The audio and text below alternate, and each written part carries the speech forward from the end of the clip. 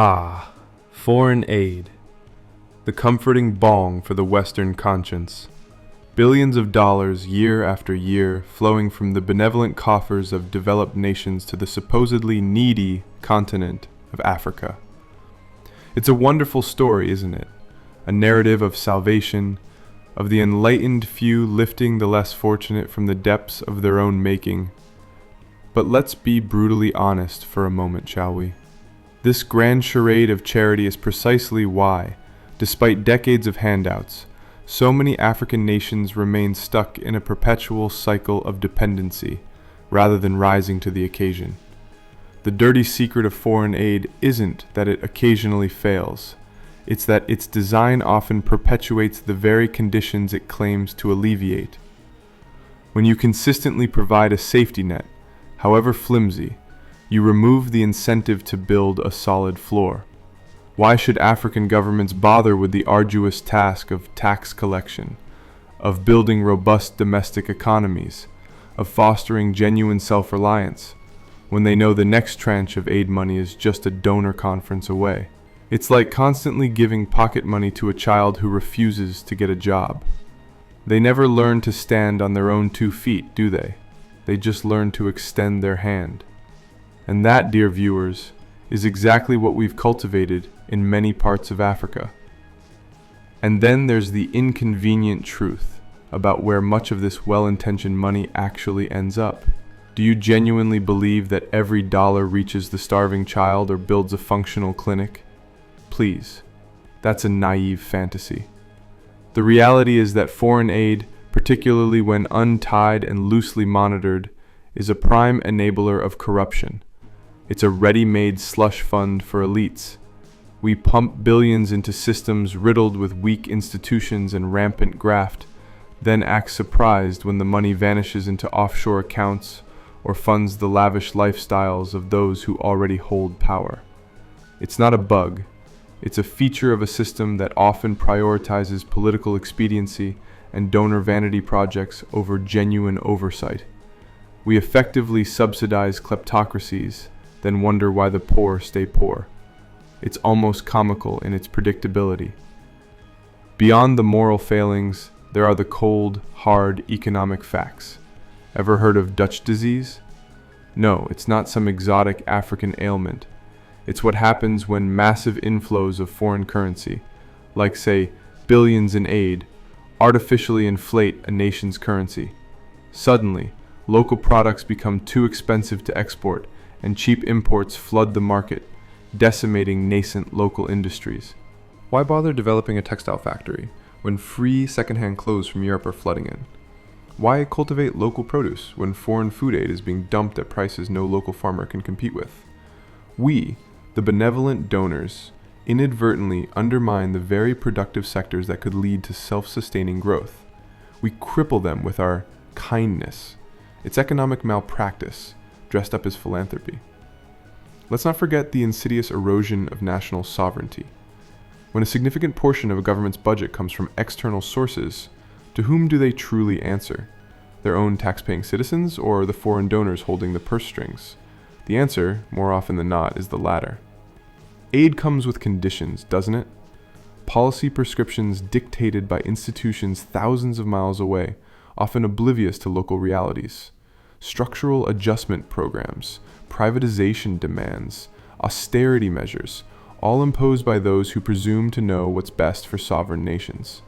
It transforms recipient governments into administrative branches of foreign interests, rather than independent entities accountable to their own people. It's a subtle form of neocolonialism, clothed in humanitarian garb. And the infrastructure? Oh, the grand infrastructure projects funded by aid.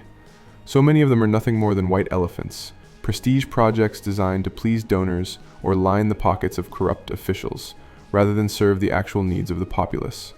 Roads that go nowhere, hospitals without staff or equipment, schools without teachers. The focus is often on the photo op of the ribbon-cutting ceremony, not on the long-term sustainability or genuine utility. And who maintains these magnificent edifices once the donor departs? Often no one, because the local capacity or budget simply isn't there. It's an unsustainable fantasy, a monument to misguided priorities. Perhaps the most damaging effect of this endless aid cycle is the psychological one. It reinforces a narrative of perpetual victimhood, of a continent unable to help itself, constantly waiting for a handout. This is not only deeply demeaning, but profoundly disempowering. It discourages innovation, entrepreneurship, and the fierce self-reliance that drives genuine development. Why innovate when you can just wait for the next aid shipment? Why build robust institutions when you can rely on external bailouts? This mentality, cultivated by decades of aid, is a far greater obstacle to progress than any lack of resources. It's a self-fulfilling prophecy of underachievement. And frankly, it's boring. Where's the grit? Where's the ambition to rise beyond the charity cases? So what's the alternative? Well, it's quite simple really, if only people would listen. It's not about more aid. It's about less of the wrong kind of aid. It's about letting Africa sink or swim, but providing the tools for them to build their own boats, rather than constantly throwing them life rafts. It requires trade, not charity. Open markets, fair competition, and investment that builds genuinely productive capacity, rather than just propping up failing states. Domestic accountability, insisting that African governments generate their own revenue through taxes and become truly answerable to their citizens, rather than relying on external patrons. Empowering true entrepreneurs, supporting local businesses, not foreign NGOs, letting innovation bloom organically rather than stifling it with endless freebies. Dignity through self-reliance, allowing African nations the agency to make their own mistakes, learn from them, and forge their own paths, rather than constantly infantilizing them with external intervention. Of course, this approach is deeply unpopular with the aid industry itself. Billions of dollars, thousands of jobs, entire careers are built on the perpetuation of this aid illusion. Admitting its failures and advocating for genuine self-determination would mean dismantling a massive, self-serving apparatus.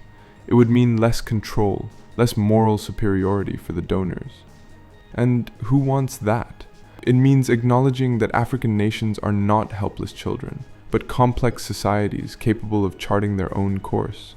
It means accepting that sometimes the best help is no help at all, or at least a radically different kind of help, one that respects agency and fosters true independence rather than perpetuating a convenient, profitable cycle of dependence. But that would require humility, wouldn't it? A quality often in short supply when dealing with the developing world. So, next time you see a tear-jerking appeal for foreign aid, perhaps pause and consider the full picture. Consider that your well-meaning donation might not be the lifeline you imagine, but rather another thread in a complex web of dependency, corruption, and economic stagnation. It's a harsh truth, but perhaps it's time we all swallowed this bitter pill. It's time to stop feeling good about ourselves for sending money, and start asking whether our help is actually helping, or just making things perpetually worse. The uncomfortable truth is, sometimes the most charitable act is to step aside and let people build their own future.